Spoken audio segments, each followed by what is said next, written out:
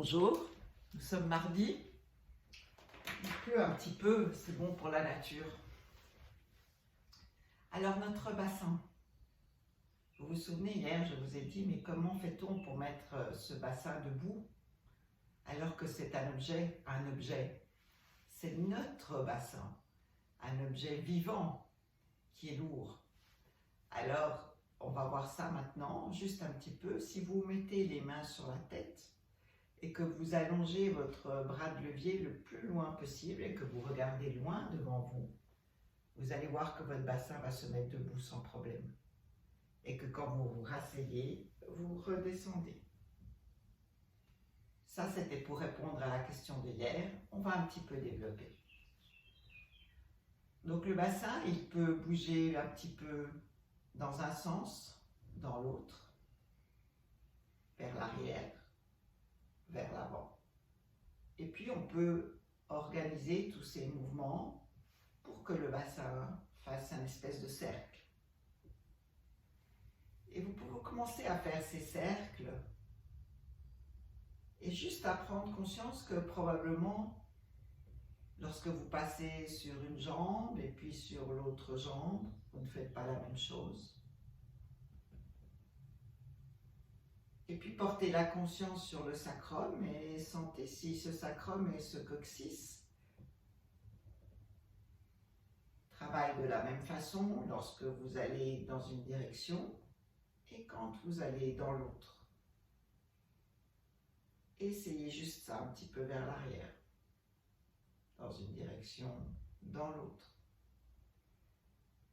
Les muscles du bassin sont attachés aux jambes, au dos, parfois aux jambes et au dos. Ce qui est intéressant ici, c'est de se rendre compte qu'en fait, le bassin est complètement dépendant de nos jambes et de notre dos. Mais notre dos et nos jambes sont également complètement dépendantes du bassin.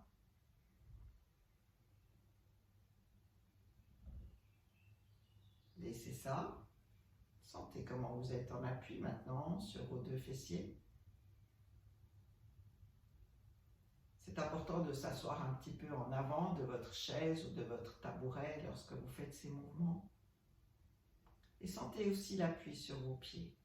Parce qu'évidemment, de la manière dont le bassin se pose, je dirais, sur le tabouret, la façon dont les pieds vont être au sol va être différente. Vous allez maintenant partir vers l'avant, avec la jambe droite, par exemple, et puis vous allez passer le poids sur la fesse gauche.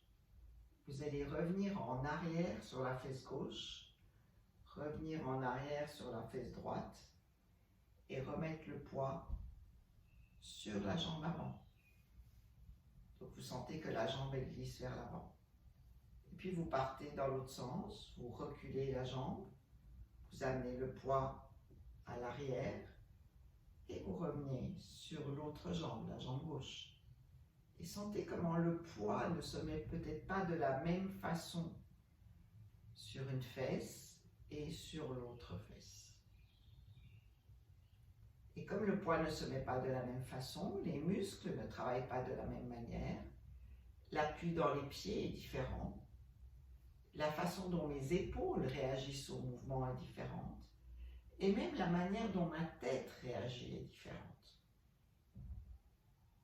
À nouveau, c'est important de prendre conscience de cela et petit à petit d'essayer de le modifier. Alors, pour le modifier, il ne s'agit pas de forcer, vraiment pas de forcer, mais de faire un mouvement beaucoup plus petit. Et donc, si vous sentez qu'il y a des difficultés d'un côté ou de l'autre, surtout, faites un mouvement minuscule. Et le côté qui a des difficultés, essayez de ne pas faire plus que ce qu'il ne peut et essayez avec le côté qui est facile de faire aussi peu qu'avec le côté qui est difficile.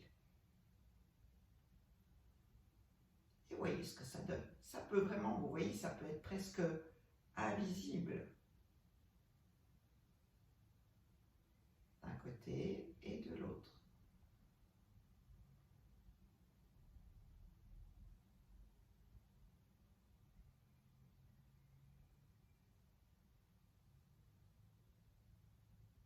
Et parfois, on ne peut pas changer cela. Parfois, oui. Mais juste le fait d'en avoir conscience change déjà ce que nous pouvons faire avec nous-mêmes.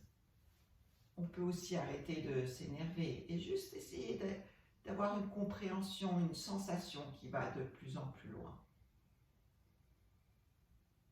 Soyons gentils avec nous-mêmes.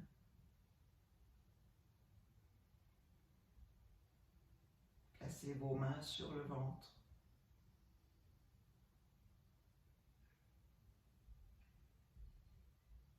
Et juste sentez les vibrations à l'intérieur. Souriez à cette partie qui peut-être fonctionne un petit peu moins bien.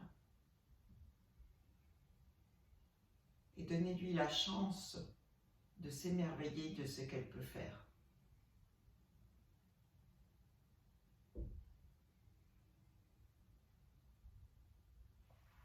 Prenez les mains sur le ventre,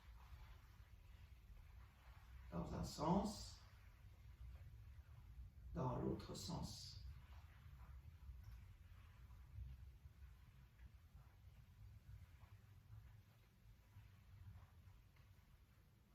Revenez. Et pour vous mettre debout, je vous rappelle, envoyez votre regard loin à l'horizon. Et vous allez voir, ça va aller tout seul. Bonne journée, à demain.